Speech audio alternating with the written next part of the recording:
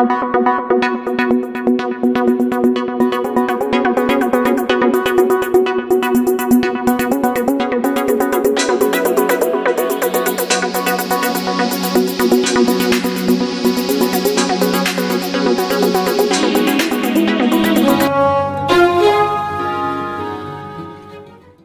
sobat, hari ini saya akan memperlihatkan bagaimana cara membuat laporan pertanggungjawaban BOK. Khusus untuk teman-teman yang bertugas di puskesmas, laporan pertanggungjawaban ini sering dibuat setelah melakukan kegiatan di luar gedung. Nah, ini sengaja saya buat agar teman-teman bisa dengan mudah dan cepat dalam membuat laporan pertanggungjawaban dan sekaligus meminimalisir kesalahan yang terjadi. Tonton sampai habis karena saya akan memperlihatkan bagaimana cara pengisiannya. Lalu selanjutnya saya akan memperlihatkan bagaimana cara membuat rumus sederhana tersebut. Oke, mari kita lihat. Ini adalah format pertanggungjawaban BOK atau Bantuan Operasional Kesehatan. Nah, perlu kita ketahui bahwa kegiatan luar gedung puskesmas itu biaya transportnya ditanggung oleh dana BOK. Adapun kegiatan luar gedung puskesmas terdiri dari beberapa macam kegiatan. Yang pertama adalah kegiatan program KIA, kemudian ada kegiatan program promosi kesehatan, kegiatan program gizi, kesehatan lingkungan, pencegahan dan pengendalian penyakit, lalu kemudian ada kesehatan olahraga, kesehatan jiwa, kesehatan lansia atau lanjut usia, dan lain-lain. Nah, setelah melaksanakan kegiatan tersebut, para petugas diwajibkan membuat laporan pertanggungjawaban kegiatan. Nah, seperti inilah contoh laporan pertanggungjawaban kegiatannya. Di sini saya bagi beberapa sheet. Yang pertama adalah kegiatan BOK. Nah, ini ada beberapa macam kegiatan yang ada di BOK. Ini ada kurang lebih saya masukkan ada sekitar 76. Ini mungkin berbeda-beda yang ada di masing-masing puskesmas. Lalu kemudian supaya mengurangi kesalahan dari tim verifikasi biasanya mengembalikan ini karena berbeda dengan kegiatan yang ada di RPK tahunan dengan di LPJ. Oleh karena itu saya sarankan bahwa kegiatan yang ada di RPK tahunan itu di copy paste saja ya, masuk ke sini. Lalu selanjutnya di daftar transport. Nah, ini ada daftar transport, teman-teman bikin tabelnya seperti ini, nanti teman-teman sesuaikan saja yang ada di puskesmasnya. Di sini ada nama dusun. Kebetulan di wilayah kami itu ada 34 dusun ya. Kemudian ini ada 5 desa dan 1 kelurahan. Lalu kemudian ini nama kepala desanya dan lurahnya, dan ini NIP-nya ya, NIP kepala desa atau lurah kalau ada yang PNS. Lalu ini ada biaya transport dari PKM atau dari puskesmas ke tempat kegiatan, biasanya tempat kegiatannya di dusun, seperti itu teman-teman. Selanjutnya nama petugas. Nah, ini ada nama petugas di puskesmas kami, ada kurang lebih 111. Nah, di sini teman-teman tinggal mengganti kalau misalnya mau digunakan di puskesmasnya masing-masing. Di sini ada nama petugas, kemudian NIP-nya dan jabatannya yang ada di puskesmas. Oke, langsung saja kita bagaimana cara membuat surat tugas. Masuk kami bagaimana caranya kita membuat laporan pertanggungjawaban. Nah, di laporan pertanggungjawaban itu terdiri dari surat tugas, kemudian ada reel, ada laporan hasil, daftar penerimaan, dan kwitansi. Oke, kita masuk ke surat tugas. Nah, ini adalah format yang kosong untuk surat tugasnya ya. Ini masih kosong teman-teman. Nah, teman-teman bisa lihat nomornya, tanggalnya, dan siapa kepala puskesmasnya. Begitu juga di sini dengan laporan hasilnya ya, masih kosong ya, laporan hasil. Selanjutnya teman-teman bisa melihat di daftar penerimaan, klik di sini, ini masih kosong ya. Selanjutnya kwitansi juga seperti itu, teman-teman bisa lihat kwitansinya masih kosong, 0 rupiah. Sini 0 rupiah. Di sini juga biaya transport atas nama masih kosong namanya, dan kawan-kawan dalam rangka juga masih kosong, kegiatannya apa. Ini secara default di sini tertulis ya Januari tahun 1900. Jika belum ada tanggal yang dimasukkan. Oke, kita langsung saja ke bagaimana cara pengisian surat tugas. Nah, kebetulan format ini saya buat di Kabupaten Sinjai di sini supaya secara otomatis teman-teman tinggal memasukkan di nomor urut yang ada di kolom bantu ini. Teman-teman ketik nomor 1, enter.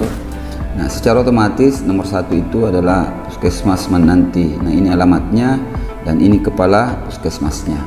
Teman-teman bisa lihat ya, ini tombol format kontrolnya, saya tekan yang bagian atas. Nah, secara otomatis berubah puskesmas Lapak Data, ini kepala puskesmasnya. Lalu ada puskesmas Manaikang. Nah, seperti itu, sama Taring, Manimpahoi, Bulu Podo, Aska, Balanipa, Manyipi, sama Endre, Tengah Lembang, Lapae, Kampala, Pulau 9, Bijinangka, dan Borong Kompes. Nah, sekarang saya contohkan nomor urut 1 ya. Nah, di sini teman-teman, setelah muncul seperti ini, teman-teman tinggal memasukkan nomor surat tugas. Andaikan kita akan gunakan ini di tahun 2021 ya, tahun depan ya. Misalnya nomor surat tugasnya yaitu 001 garis miring PKM Mananti ya, garis miring Tengah Lembang, garis miring Teluk Limpoe, garis miring bulan Januari, garis miring 2021. Nah, untuk tanggalnya misalnya nanti tanggal 4 kita akan mulai membuat surat tugas. Nah, teman-teman ketik saja 4 garis miring 1 garis miring 21.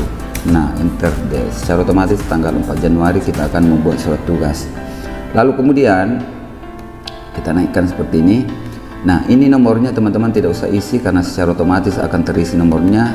Namanya juga di sini teman-teman tinggal klik di sini, terus ada tanda panah, klik di sini siapa nama yang akan kita kirim. Misalnya nama yang saya akan kirim misalnya ini Haryanti. 4 hari berturut-turut dengan tanggal yang berbeda saya akan kirim ini Haryanti ya. Jadi teman-teman tinggal copy, klik di sini Ctrl C, lalu klik di sini Ctrl V. Di sini juga contoh ya, Ctrl V, di sini juga Ctrl V. Lalu kemudian di nama yang berikutnya di nomor 5, klik di sini, pilih lagi ya di sini. Nah, teman-teman cari lagi di bawahnya misalnya ya ini Haji Rizda. Nah, 3 hari berturut-turut misalnya Haji Rizda saya akan kirim, Ctrl C, kemudian Ctrl V di sini, Ctrl V di sini. Ya, selama 3 hari. Lalu kemudian orang ketiga kita klik lagi di sini ya, teman-teman pilih lagi nama-nama yang ada di sini ya. Misalnya siapa ya? Contoh ini Murmiati SST ya. Teman-teman tinggal misalnya 10 kolom ya. Ini di copy saja, misalnya juga 3 hari terakhir kita kasih seperti ini. Oke, sudah jadi nomornya.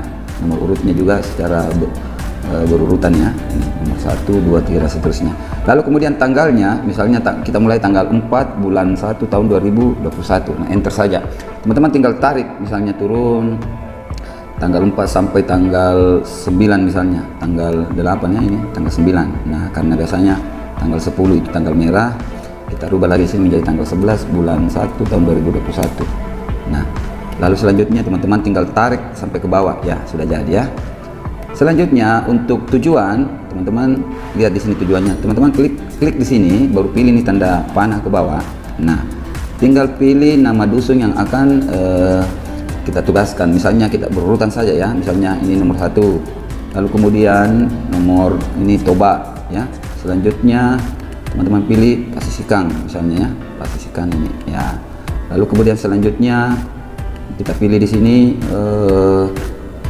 yang lain lagi ya, sini Buraya ya. Kemudian ini ada Erasa. Lalu kemudian ini ada di bawahnya Erasa Bontokunyi ya. Selanjutnya teman-teman pilih lagi yang di bawahnya lagi ya. Misalnya ini Lembang Gogoso. Kemudian ada lagi Aholaye. Lalu selanjutnya teman-teman pilih sini bawahnya lagi misalnya Pariae. Lalu kemudian yang terakhir kita pilihkan misalnya kau tugas di mana ya, di ini Pakka 1. Setelah jadi, teman-teman tinggal pilih kegiatannya. Dia ditugaskan untuk melakukan kegiatan apa. Klik di sini, pilih lagi nama kegiatannya.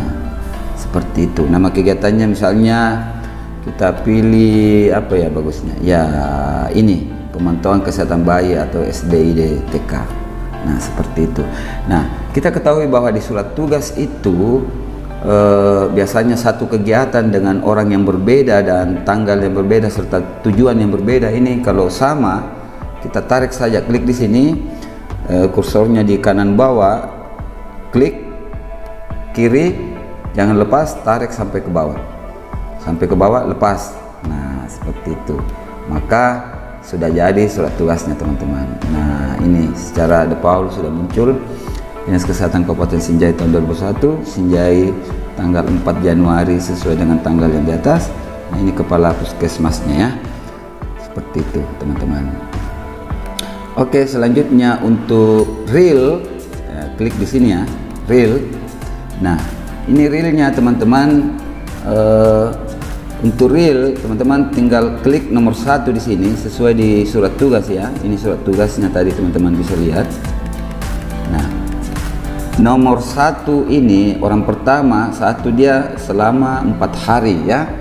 Jadi teman-teman masuk ke sheet reel, ketik di sini nomor urut 1, enter. Nah, ini ada Haryanti dan ini NIP dan jabatannya. Setelah itu kita masuk ke bawah ke reelnya. Ini ada berdasarkan surat tugas tanggal 4 Januari tahun 2021, nomor surat tugasnya sekian.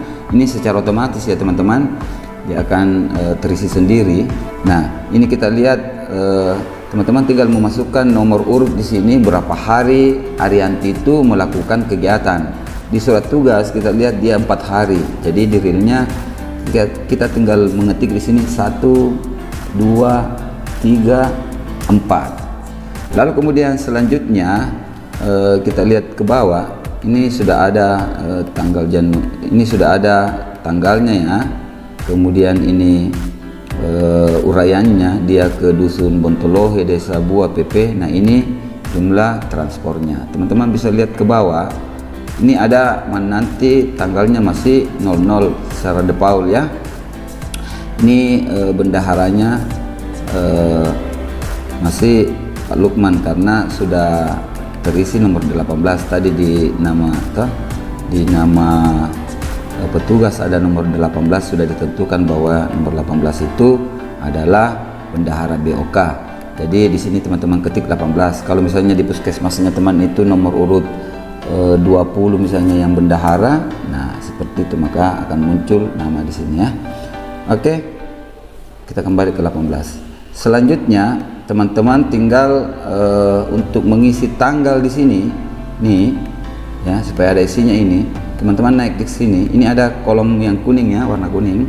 Teman-teman klik di sini sama dengan baru klik tanggal terakhir dia melaksanakan kegiatan. Klik sini lalu enter, maka secara otomatis di bawah akan terisi ya tanggal 7 Januari, lalu di sini juga tahun 2021, ini nama pelaksananya, ini NIP-nya, semuanya otomatis ya teman-teman. Lalu ini juga nama kepala puskesmasnya. Setelah itu teman-teman masuk ke laporan hasil ya. Ini laporan hasil tadi SDIDTK ya. Ini laporan hasilnya. Laporan hasilnya itu dibuatkan setiap hari ya, setiap tanggal kegiatan. Misalnya tadi tanggal 4 dia mulai. Teman-teman kita ketik di sini nomor 1 kegiatan yang pertama yang dilakukan oleh saudara Haryanti, lalu teman-teman enter.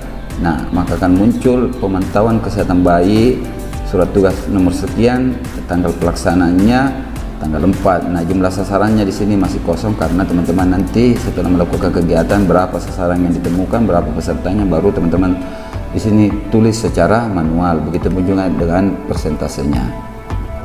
Nah, ini sudah ada Dusun Bontolohe tempat pelaksanaannya ya. Nah, ini teman-teman tinggal isi secara manual karena ini tidak bisa secara otomatis karena beda-beda ya hasilnya kalau teman turun. Lalu kemudian di bawah di sini ada ya, sudah ada nama petugas pelaksananya, ini tanggalnya ya. Lalu di sini otomatis ada nama kepala desanya seperti itu. Nah, ini NIP-nya iya. Lalu selanjutnya untuk laporan hasil hari kedua, teman-teman tinggal klik yang ini, hari kedua. Nah, ini berubah ya, 5 Januari, hari ketiga, hari keempat, dan seterusnya. Nah, kita lihat seperti ini. Tadinya Buah, ini sekarang berubah jadi Desa Era Baru. Kepala desanya pun dibawa secara otomatis akan berubah, Kepala Desa Era Baru.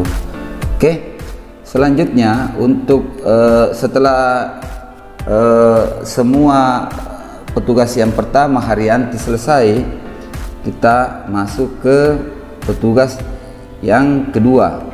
Nah, kita ketahui petugas yang kedua di ini Ajirisda, dia mulai nomor 5, 6, 7. Jadi di realnya juga kita mulai di sini, teman-teman mengetik di sini nomor 5 ya, 5 seperti itu, otomatis di sini Ajirisda ya. Lalu selanjutnya untuk realnya teman-teman hapus di sini nomornya ya, hapus. Lalu tulis di sini 5, 6, 7, otomatis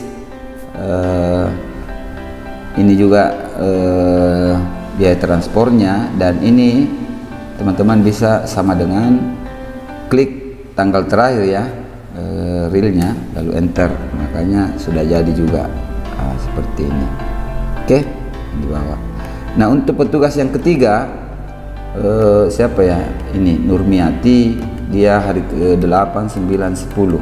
Teman-teman tinggal masuk ke real, rubah di sini nomor urutnya lagi ya, 8 ya, 8 sama dengan ini, otomatis berubah Nurmiati. Kemudian ini dirubah juga ya teman-teman, rubah menjadi 8, 9, lalu kemudian 10. Jadi secara otomatis juga sudah jadi di bawah ya. Oke, realnya. Setelah realnya seperti ini dibuat, lalu di print, sudah jadi. Lalu kemudian kita masuk ke laporan hasilnya sudah tadi ya. Laporan hasilnya dibuat per hari ya. Beda dengan real. Real itu bisa dibuat sampai berapa hari sesuai dengan surat tugas. Kalau laporan hasil itu dibuat per hari. Jadi teman-teman tinggal mengetik di sini nomor urut 1, laporan hasil untuk hari pertama, hari kedua, dan seterusnya ya, sampai hari terakhir. Nah, ini cuma sampai 10 sebetulnya ya. Oke, lalu kemudian kita masuk ke daftar penerimaan. Nah, ini secara otomatis sudah jadi daftar penerimaannya ya. Ini ada daftar penerimaan jasa transport, pemantauan kesehatan bayi, SDDTK, balita, puskesmas nanti bulan Januari 2021. Nah, ini semua sudah jadi ya. Totalnya 565.000. Oke, di sini juga sudah jadi secara otomatis. Ini 565.000. Jika dilihat kwitansinya, maka secara otomatis di sini juga 565, di sini juga 565.000 rupiah. Lalu biaya transport petugas atas nama Haryanti SST dan kawan-kawan dalam rangka pemantauan kesehatan bayi dan balita, tes DTK puskesmas nanti bulan Januari tahun 2021. Seperti itu teman-teman. Lalu kemudian di bawah di sini kelihatannya, ini nama bendahara yang ada di dinas kesehatan, ini kepala puskesmasnya, dan ini adalah pengguna anggaran atau biasanya kepala dinas kesehatan. Di video selanjutnya saya akan memperlihatkan kepada teman-teman sekalian bagaimana cara membuat rumusnya sehingga pembuatan laporan pertanggungjawaban itu mudah, cepat, dan meminimalisir kesalahan yang terjadi.